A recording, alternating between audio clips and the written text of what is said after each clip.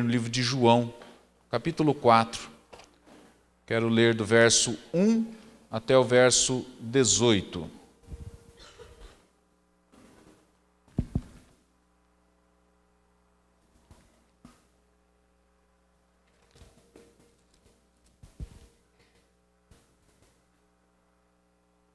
Evangelho segundo São João, capítulo 4, do verso 1 até o verso 18.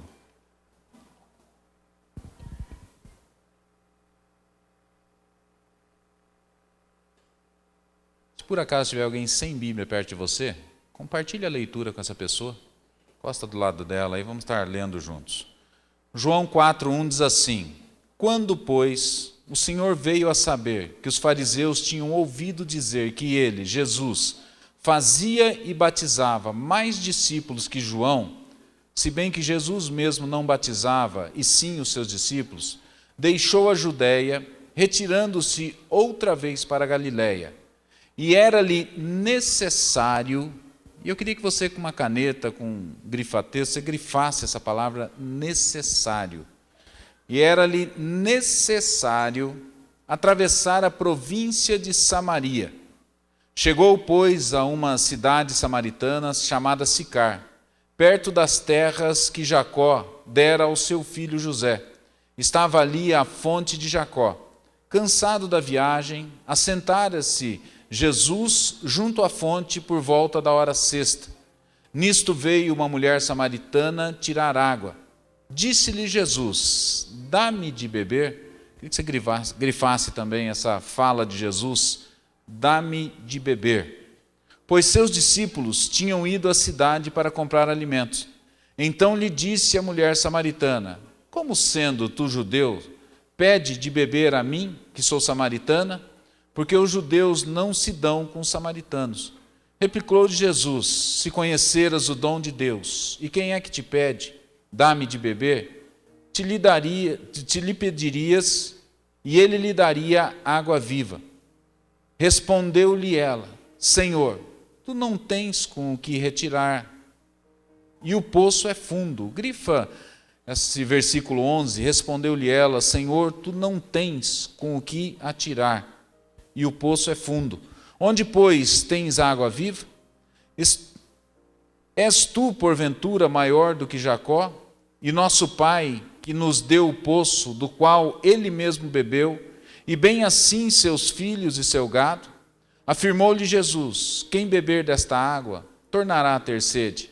Aquele, porém, que beber da água que eu lhe der, nunca mais terá sede. Pelo contrário, a água que eu lhe der será nele uma fonte a jorrar para a vida eterna. Disse-lhe a mulher, e grife essa fala da mulher também: Senhor, dá-me dessa água, para que eu não mais tenha sede, nem precise vir aqui buscá-la. Disse-lhe Jesus: vai, chama teu marido e vem cá. Ao que lhe respondeu a mulher: não tenho marido. Replicou-lhe Jesus: bem disseste, não tenho marido, porque 5 maridos já tivesse, e esse que agora tens não é teu marido. Isto disseste com verdade. Amém. Pai bendito, no nome de Jesus, a tua palavra é poder que transforma as nossas vidas, meu Pai. Tua palavra é poder que nos liberta, que nos cura, que nos faz, Senhor, ter uma visão transformadora da vida, meu Pai. Fala conosco nessa noite, ministra as nossas vidas, em nome de Jesus. Amém. Nós temos um texto bastante conhecido, um clássico do Evangelho, que é o texto onde Jesus se assenta para atender a uma mulher samaritana. Nós sabemos que, segundo as Escrituras, os judeus não se davam com os samaritanos. E quando eles saíam da Judéia para ir a qualquer outro lugar, eles não passavam pelo meio de Samaria. Eles andavam mais, mas eles desviavam para não ter que passar pelo meio de Samaria, para não ter que se encontrar com os samaritanos. Mas Jesus, e eu pedi para vocês grifarem, e é a primeira coisa que eu queria destacar desse texto, que disse que era necessário ele passar por Samaria. Existe uma diferença da necessidade e da vontade. A necessidade é algo que nós precisamos fazer, que não tem como mudar. Por exemplo, um dia chuvoso e você tem que levantar bastante cedo para trabalhar. Você tem vontade? Não, você não tem vontade, mas existe uma necessidade de você se levantar pela manhã para você ir trabalhar, porque senão você vai ganhar as contas ou não vai receber no final do mês e não vai ter como pagar suas contas. Então existem coisas que nós temos vontade, existem coisas que nós temos necessidade de fazer. E o Senhor Jesus destaca aqui que era necessário passar por Samaria, porque lá tinha alguém com horário marcado na agenda de Deus para receber o reino de Deus, para ter a sua vida completamente transformada. A palavra do Senhor diz no livro de Atos 9, 23, quando Jesus dizia: se alguém quiser vir após mim, negue-se a si mesmo, tome diariamente a cruz e siga-me. Eu queria destacar aqui a necessidade que nós temos de obedecer a palavra de Deus, para que nós possamos cumprir com o propósito pelo qual nós fomos criados. E para que nós possamos cumprir com esse propósito, nós temos a necessidade de nos negar, de negar a vontade da nossa carne, de negar os nossos desejos, de negar aquilo que muitas vezes nos agrada, para que nós possamos então estar cumprindo com o chamado pelo qual nós fomos criados. Porque, como eu disse aqui no domingo passado, o Senhor nos criou com um propósito muito bem definido. Esse propósito é o quê? Demonstrar por onde quer que nós passemos tudo o que Deus é e tudo o que Deus tem. E como é que nós demonstramos isso? Nós começamos demonstrando isso dentro da nossa casa, no trato com os nossos familiares, aí nós vamos para a nossa vizinhança, nós vamos para o nosso trabalho, para a faculdade, para a escola, por onde quer que nós passemos, nós demonstramos tudo que Deus tem, tudo que Deus é, através de como nós falamos, através de como nós agimos, através de como nós olhamos, como nós pensamos, tudo isso demonstra a pessoa de Jesus através de nós. E só que para isso acontecer, precisa haver uma negação, é necessário que haja uma negação das nossas vontades, que haja uma crucificação da nossa carne, que haja uma crucificação das nossas vontades, que nós verdadeiramente vivamos aquilo que diz: vivo não mais eu, mas é Cristo que vive em mim.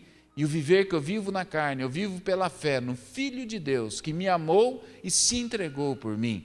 Sabe, para que nós possamos estar cumprindo com esse propósito, é necessário que a gente possa estar crucificando a nossa carne, crucificando os nossos olhares que não agradam ao Senhor, crucificando o nosso linguajar que muitas vezes não agrada ao Senhor, crucificando os nossos direitos, crucificando tudo aquilo que muitas vezes agrada a nossa carne, porque a nossa carne ela é muito forte e ela quer se manifestar por toda a hora, mas é necessário que a gente crucifique, que a gente mortifique ela. Sabe, é necessário que você tenha um horário disciplinado de leitura e oração da palavra. O seu corpo vai pedir para que você vá para o sofá, que você veja televisão, que você durma, que você descanse, o teu corpo vai pedir isso, mas é necessário que você se levante, crucifique a sua carne e que não seja segundo a sua vontade, mas segundo a vontade do Pai que está no céu.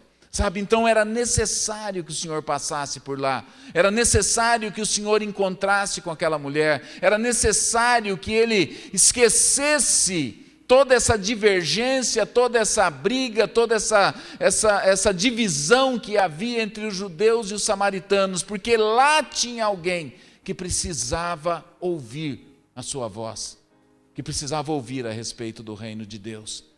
E muitas vezes o Senhor tem pedido para nós que é necessário que a gente libere perdão para algumas pessoas, para que essa pessoa possa conhecer o reino de Deus.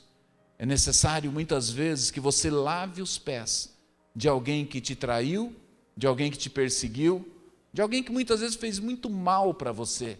É necessário que você se abaixe, É necessário que você crucifique os seus direitos, que você crucifique o seu orgulho, que você crucifique aquilo que impede você de abaixar para poder servir aquela pessoa, de maneira a chamar a atenção dela, para que ela tenha o desejo de conhecer esse reino no qual você tem servido, para que ela possa ver a diferença que existe nos filhos de Deus.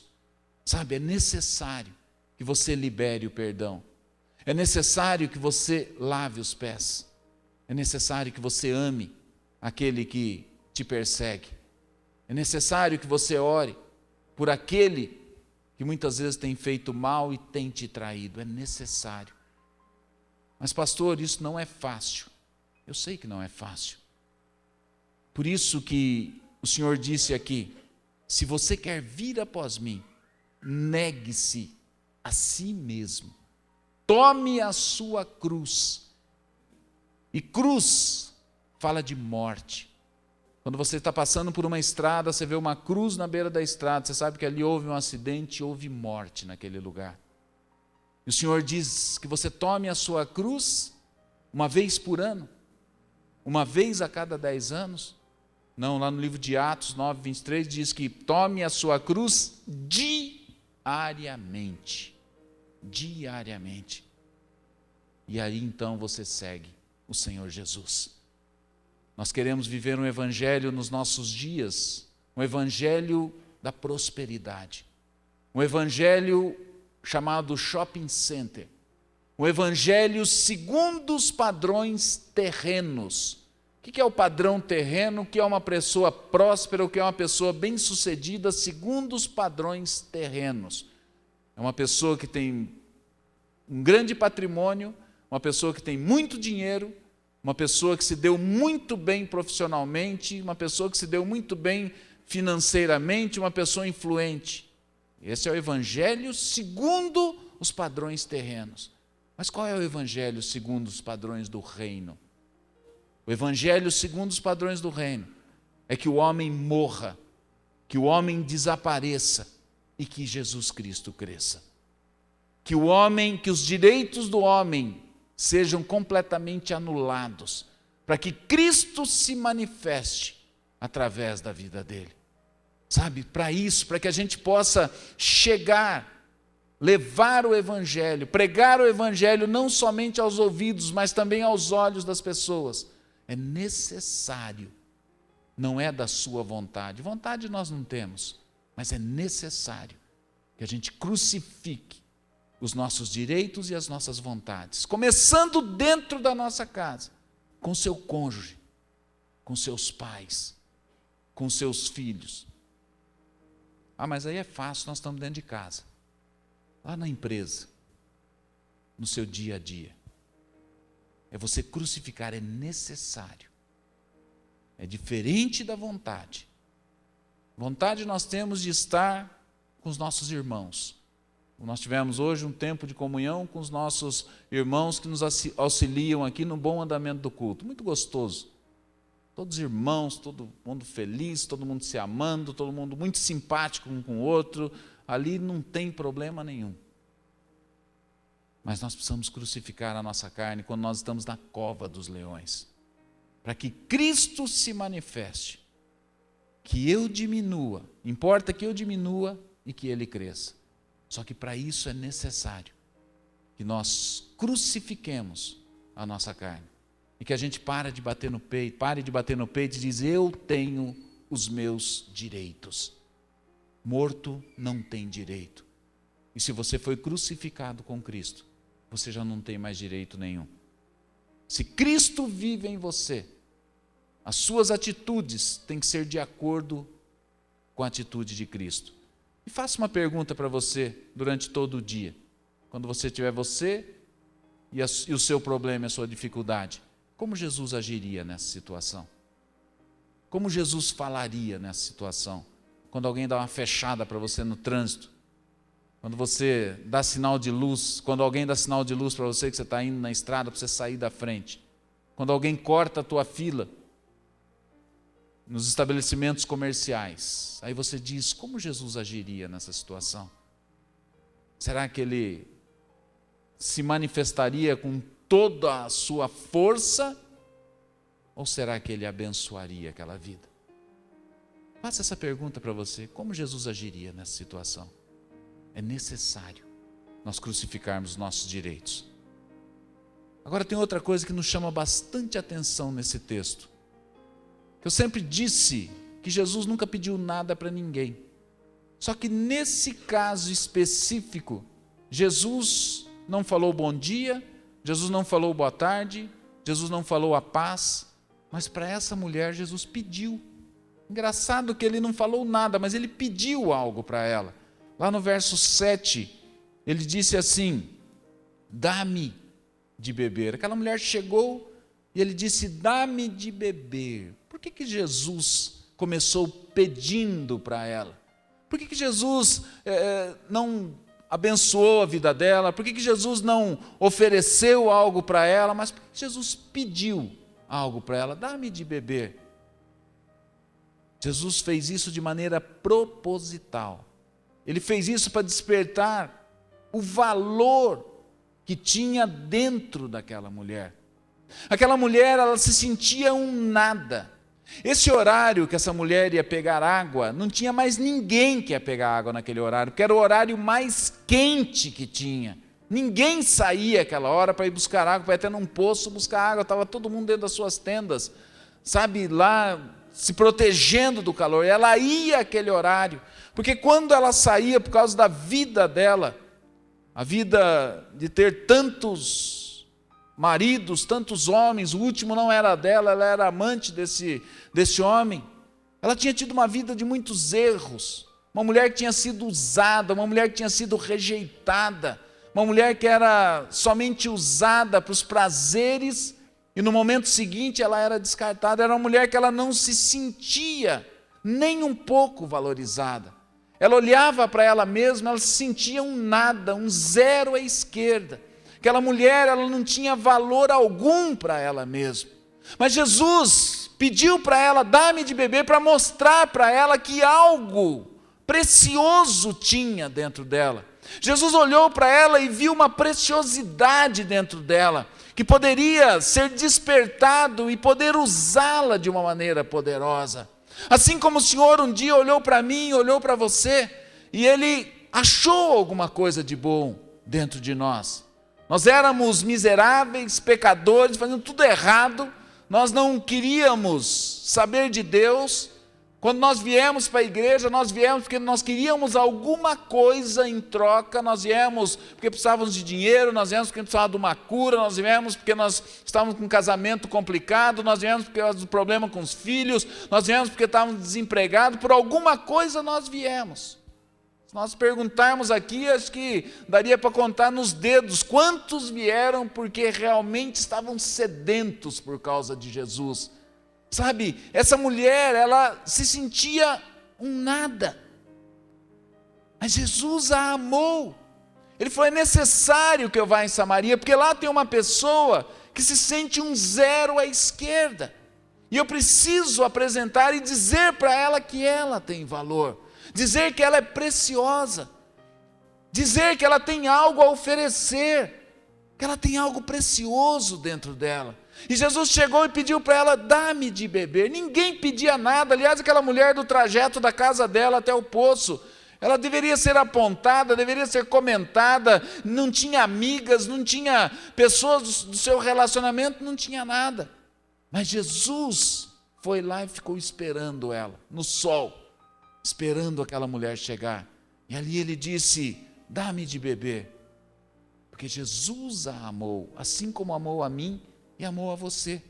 Em João 15,16, ele diz assim: não fostes vós que me escolhestes a mim, pelo contrário, eu vos escolhi a vós outros, e vos designei para que vades e deis frutos, e o vosso fruto permaneça, a fim de que tudo quanto pedirdes ao Pai, em meu nome, Ele vô-lo conceda.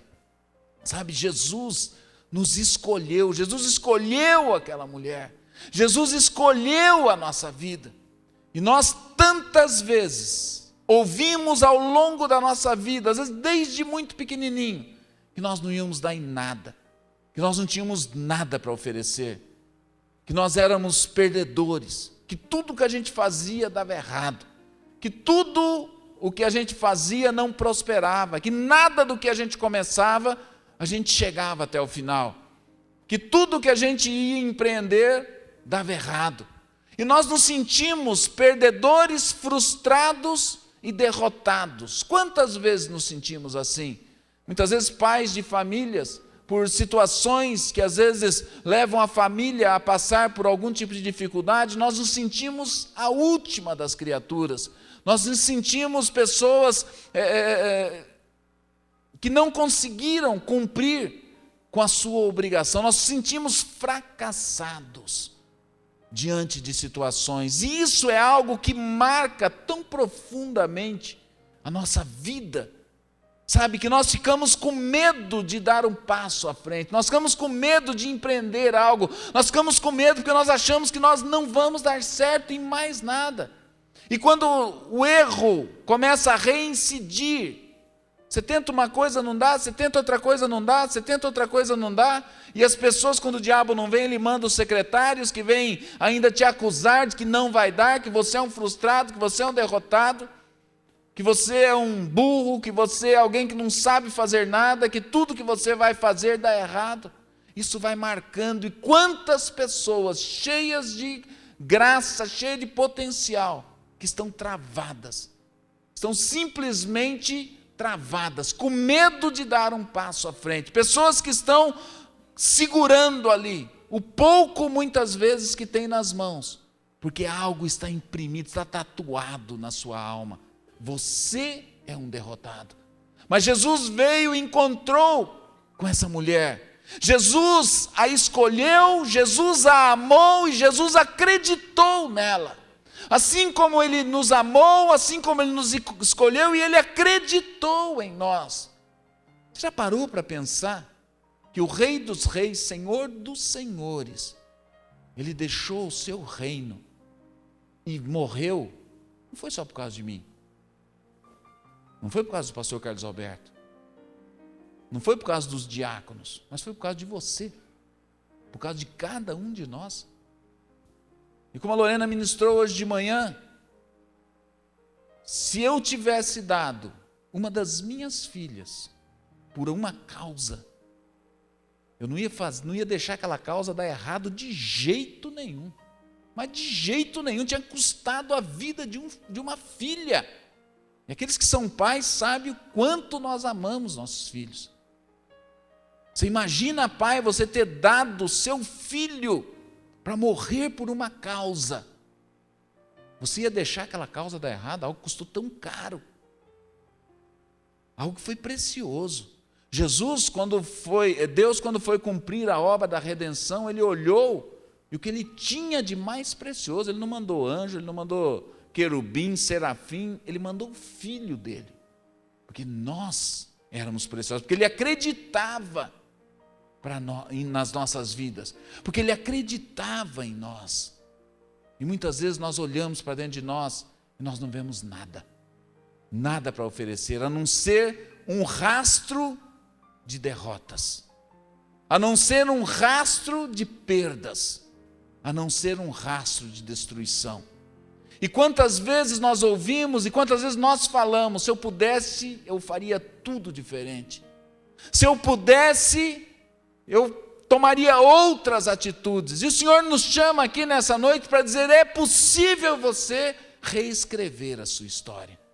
É possível você reescrever a sua história conjugal. É possível você reescrever a sua história de relacionamento com seus filhos.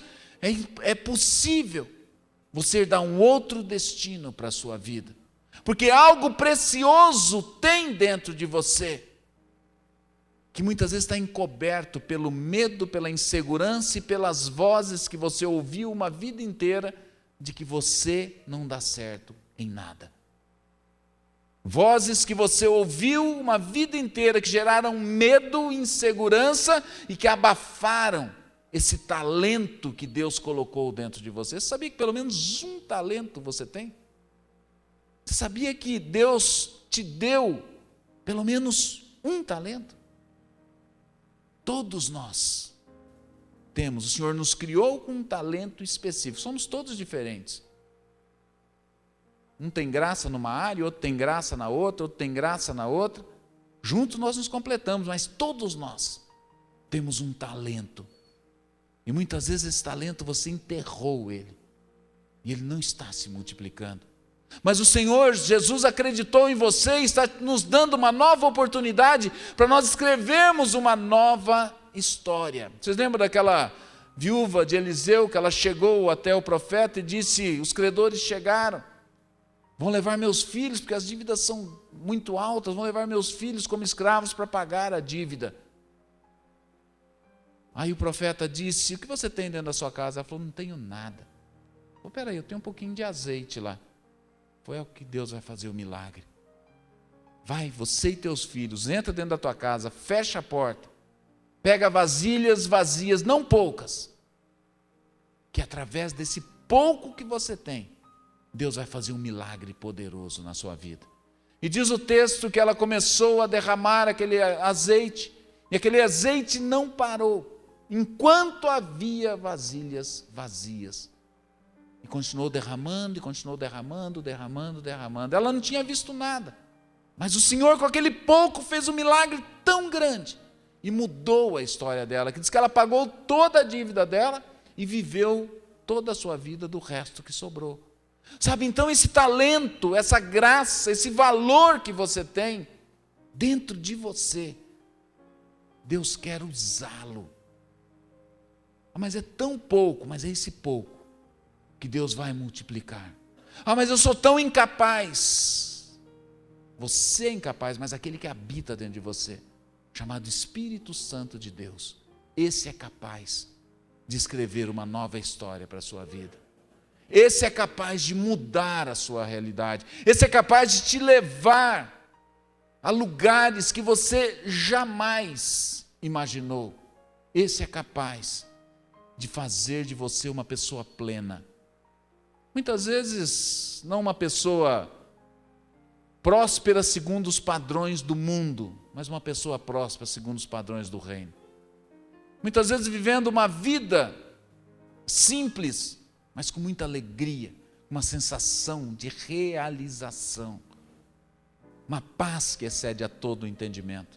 Muitas pessoas têm muito dinheiro, muito patrimônio, e são pessoas completamente infelizes e frustradas. Não tem nada contra dinheiro, porque o ouro e a prata pertencem ao nosso Deus, né? Tudo pertence a Ele. Louvado seja pela prosperidade. Ele diz que Ele dá o dom para adquirir riqueza. Não estou aqui pregando sobre voto de pobreza e que você não pode. Não é nada disso. Não é nada disso que eu estou falando. Estou falando que isso não é o principal. O principal é você ter uma vida onde você se sinta realizado, onde você tenha paz, onde você alcance o teu milagre, segundo o valor, segundo o talento que você tem dentro de você. Sabe? Aquela mulher, ela se sentiu nada, mas o Senhor falou: me traz um pouco d'água. Ela falou: mas eu não tenho nada para oferecer. Ele falou: lógico que você tem. Me dá água para beber. Me dá água para beber. Chamou a atenção dela. Aí o Senhor chama para uma outra situação que eu queria chamar a atenção de vocês, para intimidade com ela. Lá no verso 11, ela disse para ele: Senhor, mas tu não tens com o que tirar água. O Senhor estava falando para ela que eu quero beber no mesmo copo que você. Eu não tenho, mas me dá um pouco, me dá do teu copo. Com quem que nós dividimos o nosso copo? Nós dividimos o nosso copo com quem nós temos intimidade. Nós bebemos no mesmo copo com a nossa esposa, nós bebemos no mesmo copo com a namorada, com a noiva, dos filhos, com quem nós temos intimidade. Você não chega num restaurante, tem alguém sentado lá com um copo, você não pega aquele copo, pode ser até um conhecido teu, mas você não vai beber no mesmo copo que ele. Você bebe com quem você tem intimidade. Você conhece a pessoa. Você tem intimidade com ela, então você bebe. O Senhor estava falando para ela: eu quero ter intimidade com você. Eu quero comungar com você dos seus sonhos. Eu quero comungar com você no meio das suas dificuldades. Aquela mulher, ela nunca tinha ouvido isso. Aquela mulher, ela tinha recebido propostas para ter intimidade, mas era intimidades onde as pessoas iriam usá-la e depois iriam descartá-la e iam ter vergonha dela e jamais se apresentariam em público. A partir daquele momento que eles tinham tido intimidade com ela, ela seria somente um trapo velho que seria jogado de lado. Mas o Senhor estava fazendo uma outra proposta para ela, era o meio-dia. O Senhor propondo para ela para ter intimidade, não em quatro paredes, mas ele estava ao ar livre, na frente das pessoas, estava dizendo para ela: eu não tenho vergonha de você. Eu vou estar com você nas suas alegrias, eu vou estar com você nas suas dificuldades, eu vou estar com você nos seus medos, nas suas angústias, eu quero estar com você durante todo o tempo. Eu quero fazer parte da sua vida, eu quero ter intimidade com você, eu quero viver a sua vida, eu quero que você viva a minha vida, eu quero que você tenha uma outra história, eu quero que você tenha uma outra realidade. Sabe, o Senhor queria dar uma nova história para ela, mas para isso, ela precisava ter a sua vida completamente entregue nas mãos do Senhor, para que ela pudesse escrever ali uma nova história. Nada do que o Senhor te pede é maior do que o que Ele pode te dar. Nada. O que é que o Senhor está te pedindo? O Senhor muitas vezes está te pedindo para que você libere perdão. O Senhor muitas vezes está te pedindo para que você sirva alguém. O Senhor muitas vezes está te pedindo para que você abra mão de algo que tem sido um Deus para você, assim como Ele pediu para Abraão e Isaac. Entrega Isaac. Ele é precioso para você, entrega ele. O que é que tem sido precioso? O que é que tem sido um ídolo para você? Ídolo não é só uma estatueta. Ídolo é tudo aquilo que nós colocamos no lugar de Deus. Ah, mas eu não ponho nada no lugar de Deus. Deus é o maior valor para mim. O que é valor para nós? Nós investimos o melhor do nosso tempo, o melhor das nossas energias e o melhor dos nossos recursos. Isso é valor para a gente. No que você tem dedicado o melhor do seu tempo? No que você tem dedicado o melhor das suas energias? No que você tem dedicado o melhor dos seus recursos? Isso é valor para você. Se você tem dedicado isso para o reino de Deus, Deus é valor para você. Mas se você tem dedicado o melhor do seu tempo, o melhor de suas energias, o melhor dos seus recursos para o seu trabalho, então o trabalho é um valor para você. As pessoas são valores para você. É fácil de você medir essa balança. Facinho. Só vê naquilo que você está investindo. O seu tempo, as suas energias e os seus recursos. Isso sim é um valor grande para você. E muitas vezes o Senhor está pedindo, me dá. Entrega. Coloca nas minhas mãos e deixa que eu faça para você. Confie em mim. E nada do que Ele nos pede é maior do que Ele pode nos dar.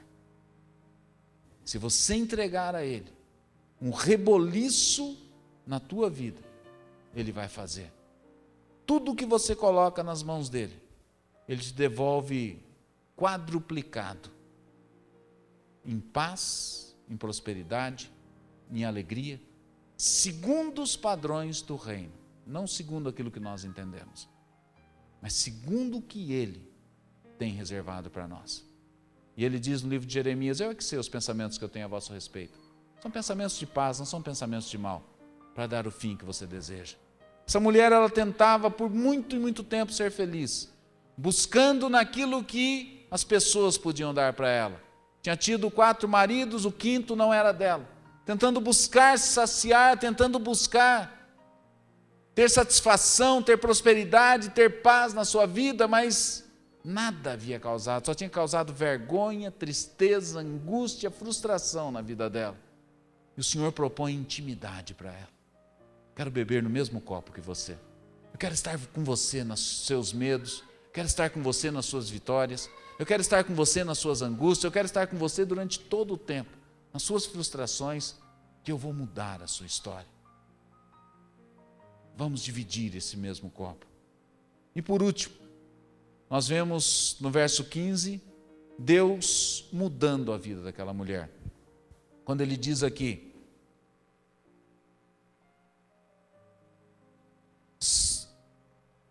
Senhor, dá-me dessa água, para que eu não tenha mais sede, nem precise vir aqui buscá-la. Essa mulher não gostava de ir lá, ela ia num horário terrível, horário mais quente. Ela falou que eu não precise mais voltar aqui. Eu não preciso mais ter que passar por essa humilhação, eu não preciso ter que passar mais por essa situação constrangedora desse caminho, das pessoas ficarem me apontando, me acusando, das pessoas ficarem me humilhando, que eu não precise mais passar aqui. Mas quando ela tem esse encontro com o Senhor, nós vemos lá no verso 28, eu queria que você lesse lá, que diz aqui, quando a mulher deixou o seu cântaro, ela foi à cidade e disse àqueles homens, vinde comigo, e vede o homem que disse tudo quanto eu tenho feito. Será esse porventura Cristo? Saíram, pois, da cidade e vieram ter com ele. Aquela mulher, ela voltou pelo mesmo caminho. E ela já não teve mais problema nenhum de encontrar com as pessoas. O Senhor viu naquela mulher um potencial tão grande e usou ela como uma evangelista tremenda. O Senhor deu uma experiência para aquela mulher, e o Senhor levou aquela mulher, ela quando ela saiu, ela já não era mais a mesma pessoa, ela já não tinha problema mais de se encontrar com as pessoas, ela já não tinha mais problema de fazer aquele trajeto novamente. Mas ela estava agora com a sua vida transformada, ela estava agora liberta, ela estava se sentindo valorizada, ela tinha visto que ela tinha valor, que alguém havia acreditado nela, e que ela não era qualquer coisa, que ela não era porcaria, que ela não era um acidente. Que um erro tão grande que os pais cometem tantas vezes, e fala, puxa, o fulano aqui foi um acidente. Fulano aqui, normalmente os filhos caçulas, né? A gente não estava esperando, mas foi um acidente, ou o mais velho ou o caçula, né? A gente nem queria, aconteceu. Muitas vezes não estava no plano do homem, mas estava nos planos de Deus. Cada um de nós estávamos escritos nos planos de Deus. Muitas vezes os nossos pais não haviam planejado, mas Deus havia planejado. Nós somos um milagre do Senhor. O Senhor nos criou com um plano bem definido. E aquela mulher acreditou isso. Ela era uma nova pessoa. Ela era agora uma nova criatura. Nada mais oprimia ela. Ela não tinha mais vergonha, ela não tinha mais medo, ela não tinha mais insegurança, ela não se sentia mais a última das criaturas, mas agora ela viu que ela tinha valor. Agora alguém tinha parado e dado importância para a vida dela, tinha valorizado ela e a usou para ser uma evangelista naquela cidade. Jesus tem essa característica. Sabe, Jesus um dia navegou uma noite inteira, enfrentou uma tempestade, para encontrar com o endemoniado lá em Gadara. Os judeus não entram em cemitério, mas Jesus, por causa daquele homem, entrou dentro daquele cemitério, porque Jesus acreditava naquele homem, e Jesus queria libertar aquele homem. Era um homem marginalizado, era um homem que a sociedade não queria, era um homem que todos que olhavam, falavam, isso não tem mais jeito. Era um homem que vivia nu, era um homem que vivia se ferindo dentro de um cemitério. Ninguém queria mais ele. Mas Jesus acreditou nele. E Jesus atravessou o mar da Galileia, enfrentou uma tempestade, entrou num cemitério para libertar aquele homem. Transformou aquele homem num evangelista. E aquele homem foi poderosamente usado nas mãos do Senhor. O Senhor acredita em nós. O Senhor dá muito valor em nós. E o Senhor quer nos usar de uma maneira poderosa. Por isso, se você entrou aqui nesta noite, você tem vivido uma vida de muitas perdas, de muitas derrotas, e você se sente uma pessoa insegura, uma pessoa que não tem coragem mais, muitas vezes, de tomar uma atitude, de tomar uma decisão. Muitas vezes você não se sente digno o suficiente para ordenar a sua casa.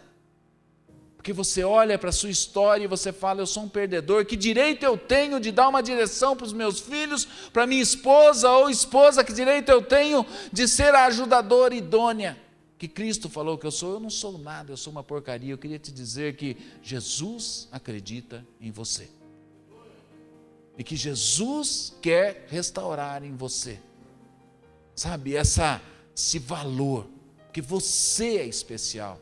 Ah, mas pastor, você não conhece nada, você está chegando agora, você está assumindo a igreja agora, você não sabe nada da minha história, você não sabe o tanto de erro, o tanto de perda que eu disse. Realmente eu não conheço a história de vocês, mas eu conheço a história de um Deus maravilhoso que acreditou em nós e que deu a vida dele, ele ofereceu a vida dele de graça, e ele levou sobre ele todas as nossas derrotas e frustrações, e fez de cada um de nós pessoas preciosas e valorizadas, e nos dá a oportunidade de nós escrevermos uma nova história para a nossa vida, nós darmos um novo rumo para a nossa vida, para a nossa família, para as nossas finanças, para a nossa vida profissional, para o nosso ministério. Deus nos dá uma nova oportunidade. Se você que disse, eu faria tudo diferente, esse é o dia de você fazer tudo diferente. Comece hoje a escrever uma nova história. Você tem valor. Jesus acreditou em você. Ele é precioso. Você é precioso para Ele. E você tem muito valor.